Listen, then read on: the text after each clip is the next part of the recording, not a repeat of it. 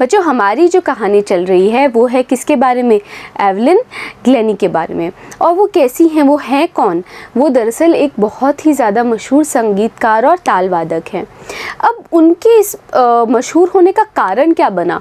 संगीतकार तो बहुत सारे हैं, कारण ये है कि वो एक ऐसी व्यक्ति हैं जो सुन नहीं सकती पर फिर भी एक महसूस करने की क्षमता के कारण वो बहुत ही अच्छा संगीत बजा सकती है और कई तरह के इंस्ट्रूमेंट्स, कई तरह के वाद्य यंत्र बजाना जानती हैं।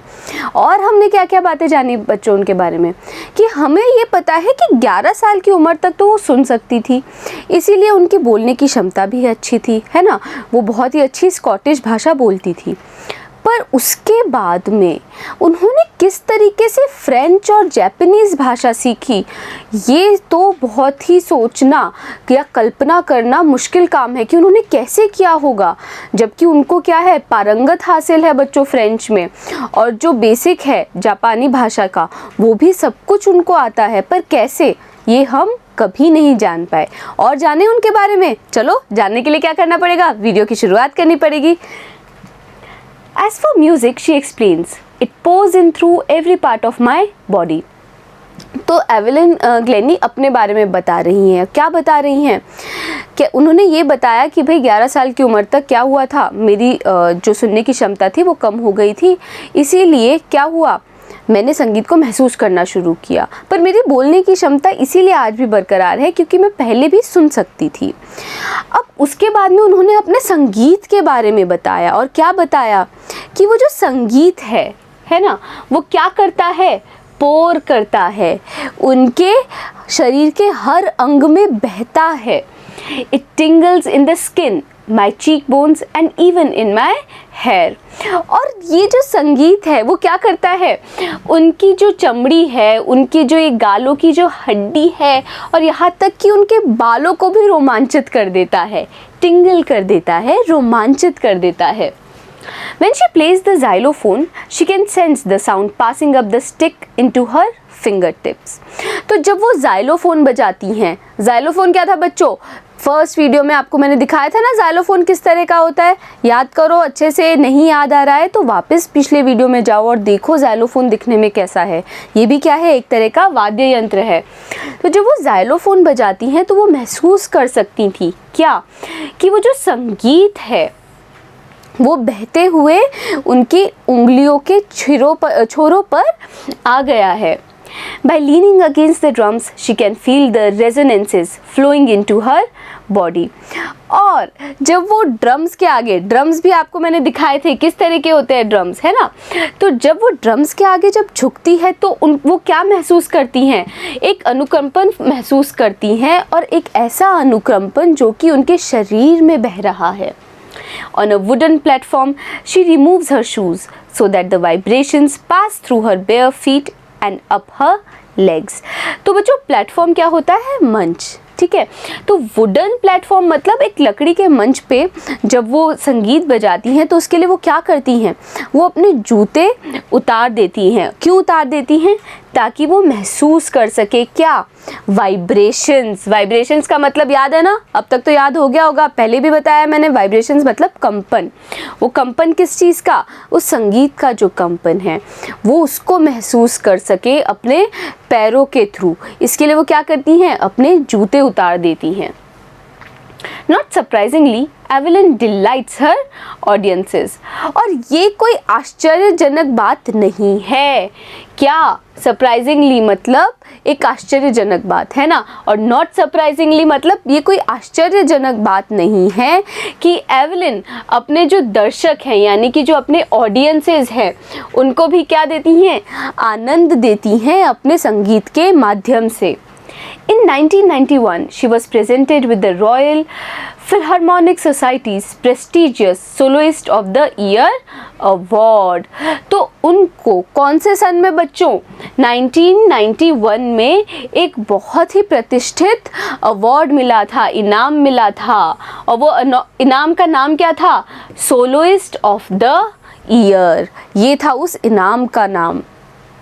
सेज मास्टर परक्यूशनिस्ट जेम्स ब्लेड्स, तो जो बहुत ही पारंगत ताल वादक है जिनका नाम क्या है, जेम्स ब्लेड्स, वो बोलते हैं God may have taken her hearing, but he has given her back something extraordinary. तो वो क्या बोल रहे हैं एवलिन के बारे में कि भगवान ने भले ही उनके सुनने की क्षमता को मिटा दिया है या वापस ले लिया है, पर भगवान ने कुछ बहुत ही ज़्यादा असाधारण उनको दिया है, एक्स्ट्रॉर्डिनरी दिया है, मतलब असाधारण दिया है. What we hear, she feels far more deeply than any of us. जो हम सुनते हैं वो जो चीज़ है वो एवलिन महसूस करती है, और वो इतनी गहराई से महसूस करती है जितना कि हम भी नहीं कर सकते. This is why she expresses music so beautifully. और इसी वजह से वो संगीत को इतने अच्छे तरीके से, इतने सुंदर तरीके से, ब्यूटीफुली मतलब इतने सुंदर तरीके से एक्सप्रेस कर पाती हैं. Evelyn confesses that she is something of a workaholic. तो एवलिन ये कबूल करती हैं, कन्फेस करती हैं कि वो क्या है, उनको काम करने की एक लत है, वो क्या है, एक वर्कaholic हैं. I have just got to work, often harder than classical music. क्या बोल रही है वो ये बोल रही है कि मेरा काम करना बहुत ज़रूरी है मेरे लिए, यहाँ तक कि मैं इतना काम करती हूँ जितना कि जो बाकी संगीतकार हैं वो भी नहीं करते. But the rewards are enormous. लेकिन जो इनाम है यानी कि जो रिवॉर्ड्स हैं वो काफ़ी ज़्यादा बड़े हैं, इनॉर्मस हैं, बड़े हैं. Apart from the regular concerts, Evelyn also gives free concerts in prisons and hospitals. तो जो वो concerts करती हैं है ना, उसके अलावा वो जेलों में जाकर और अस्पतालों में जाकर भी कॉन्सर्ट करती हैं. She also gives high priority to classes for young musicians. तो प्रायोरिटी देने का मतलब क्या होता है बच्चों, प्राथमिकता देना. तो जो बिल्कुल छोटे बच्चे हैं या जो अभी सीख रहे हैं संगीत को, है ना, संगीत की तालीम ले रहे हैं, उनके लिए भी वो क्या करती हैं, वो कॉन्सर्ट्स करती हैं. और वो कॉन्सर्ट्स क्या है, उन बच्चों के लिए वो प्राथमिकता पर रखती हैं. एंड रिचलिन of the Beethoven fund for deaf children says. तो बच्चों बेथोवन कौन थे, बेथोवन एक बहुत महान संगीतकार थे और उनकी भी सुनने की क्षमता नहीं थी, और उन्हीं के नाम पर एक फ़ंड है जिसका नाम है बेथोवन फंड.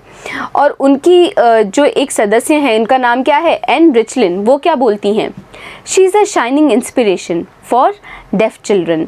वो एक क्या है, एक प्रेरणा है उन बच्चों के लिए जो कि सुन नहीं सकते. इंस्पिरेशन है, एक प्रेरणा है. They see that there is nowhere that they can not go.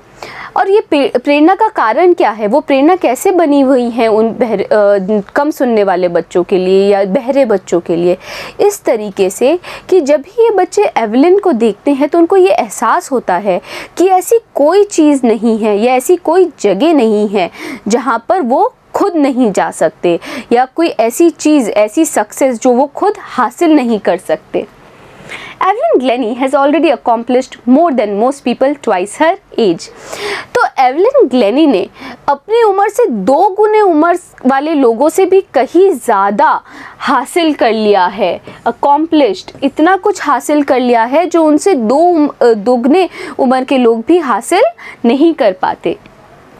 She has brought percussions to the front of orchestra and demonstrated that it can be very moving.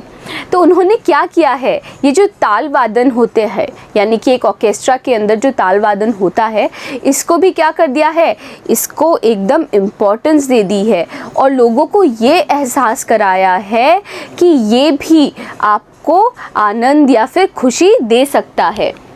She has given inspiration to those who are handicapped. दिव्यांग, handicapped कौन लोग होते हैं बच्चों, जो दिव्यांग होते हैं, है ना.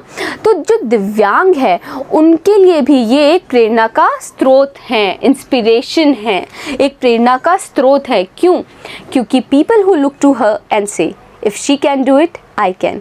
और इसलिए है क्योंकि जब भी लोग इनको देखते हैं तो क्या बोलते हैं कि अगर ये कर सकती है तो हम भी कर सकते हैं. और ये कर सकती है का मतलब क्या है, एक ऐसी व्यक्ति जो कि सुनने की शक्ति ना होने के बावजूद इतना अच्छा संगीत बजाती हों, अगर वो ऐसा कर सकती हैं तो हम भी अपने जीवन में कुछ भी हासिल कर सकते हैं. And not the least, she has given enormous pleasure to millions। और कई लोगों को उन्होंने क्या दी है, बहुत ज़्यादा अत्यधिक, एनॉर्मस है ना, बहुत ज़्यादा अत्यधिक खुशी, आनंद दिया है उन्होंने अपने संगीत के माध्यम से। तो बहुत ही अच्छे हमने जीवन के बारे में जाना, एवलिन ग्लेनी के बारे में, कि उनके जीवन में कष्ट थे, लेकिन उन कष्टों से बाहर आके उन्होंने क्या किया, अपना इतना नाम कमाया, इतनी मेहनत से अपना नाम कमाया। अच्छी लगी आप लोगों को ये स्टोरी? बार बार इन वीडियोस को बच्चों रिपीट करो, देखो इनमें कौन कौन से शब्द आए हैं, उन शब्दों को याद करो। और क्यों बोल रही हूँ मैं, क्योंकि इस वीडियो के अगले भाग में हम क्या करने वाले हैं, इसी चैप्टर के क्वेश्चन और आंसर्स। तो बने रहिएगा आप लोग मेरे साथ, मिलते हैं अगले वीडियो में।